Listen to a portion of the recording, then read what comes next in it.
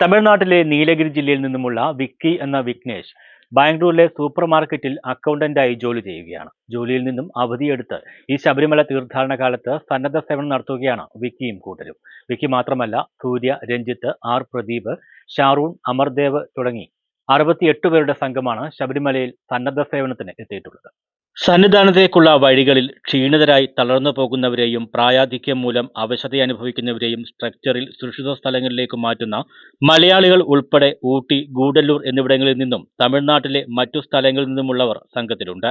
കഴിഞ്ഞ 6 വർഷത്തിലധികമായി ഇവർ സൗജന്യ സേവനത്തിന് ശബരിമലയിലെത്തുന്നു. എല്ലാവരും നാട്ടിൽ വിവിധ ജോലി ചെയ്യുന്നവരാണ്. എല്ലാ മണ്ഡലകാലത്തും സന്നദ്ധ സേവനത്തിനായി ഇവർ ശബരിമലയിലെത്തും. ദേവസ്വം ബോർഡിന്റെ ഏകോപനത്തിലാണ് ഇവരുടെ പ്രവർത്തനം. പാണ്ടിത്താവളം, അപ്പാച്ചിമേട്, ശരംകുത്തി, നീലിമല, മരക്കൂട്ടം എന്നിവിടങ്ങളിലായി 7 അംഗ സംഘമായി തിരിഞ്ഞാണ് ഇവരുടെ പ്രവർത്തനം. സത്രം, പുല്ലുമേട്, കാനനപാത വഴി സന്നിധാനത്തേക്കെത്തുന്ന അയ്യപ്പ ഭക്തരിൽ അവശത അനുഭവിക്കുന്നവരെ സ്ട്രക്ചറിൽ സന്നിധാനത്തേക്കും വൈദ്യസഹായം ലഭ്യമാക്കുന്നതിനുമായി എത്തിക്കുകയാണ് പാണ്ടിത്താവളത്തിലുള്ളവർ. പുല്ലുമേട് വഴിയുള്ള കാനനപാത താണ്ടുന്ന പ്രായാധിക്യം മൂലം അവശരായി പോകുന്ന നിരവധി പേരെയാണ് ഇവർ സ്ട്രക്ചറിൽ പാണ്ടിത്താവളത്തിൽ എത്തിക്കുന്നത്. പാണ്ടിത്താവളത്തിലെ വനം വകുപ്പിന്റെ ചെക്ക് പോസ്റ്റിൽ ലഭിക്കുന്ന സന്ദേശത്തിന്റെ അടിസ്ഥാനത്തിലാണ് സ്ട്രക്ചറുമായി സംഘം കാടുകയറുന്നത്. അവശരാകുന്ന അയ്യപ്പന്മാരെ സ്ട്രക്ചറിൽ ചുമലിലേറ്റി ഇവർ അതിവേഗം പാണ്ടിത്താവളത്തിലെത്തും.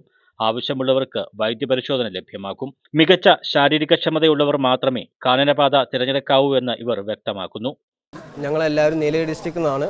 നീലഗിരി ഡിസ്ട്രിക്ട് മാത്രമല്ല, നമ്മൾ മൊത്തം തമിഴ്നാടിന് ഏകദേശം 10-700 പേരുള്ള സംഘടനയാണിത്. പണ്ട് അയ്യപ്പ സേവാ സംഘത്തിൽ വർക്ക് ചെയ്ത ആൾക്കാരാണ്. ഇപ്പോൾ ദേവസ്വം ബോർഡിൽ നമ്മൾ താഴെ വർക്ക് ചെയ്യുന്നുണ്ട്. ഞങ്ങളെല്ലാവരും ഫ്രീ സർവീസാണ്. എല്ലാ മണ്ഡലകാലത്തും ഫ്രീ സർവീസാണ് നമ്മൾ ചെയ്യുന്നത്. നമ്മളെ മെയിൻ പണി പറഞ്ഞാൽ സെച്ചർ വർക്കാണ്.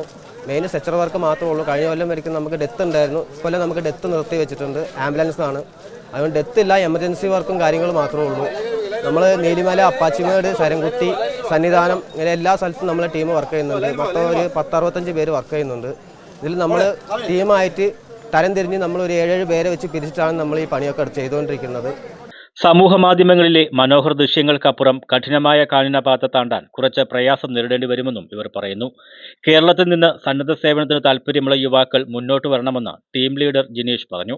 1 മാസത്തോളമായി ജിനീഷ് ഇവിടെ സേവനം നൽകി വരികയാണ്. 10 ദിവസത്തേക്കാണ് ഒരു പോയിന്റിൽ ഒരു ടീം സേവനം ചെയ്യുക. തുടർന്ന് അടുത്ത ടീം എത്തും. ഈ രീതിയിൽ ഓരോ പോയിന്റിലും മാറി മാറിയാണ് ഇവരുടെ സേവനം. വനം വകുപ്പും പോലീസും എല്ലാവിധ പിന്തുണയും നൽകുന്നുണ്ടെന്നും സംഘാംഗങ്ങൾ പറഞ്ഞു. ഇവരുടെ സേവനം അടിയന്തര ഘട്ടങ്ങളിൽ ഏറെ വിലപ്പെട്ടതാണെന്ന് ഉദ്യോഗസ്ഥരും സാക്ഷ്യപ്പെടുത്തുന്നു. News bureau, Sannidhanam.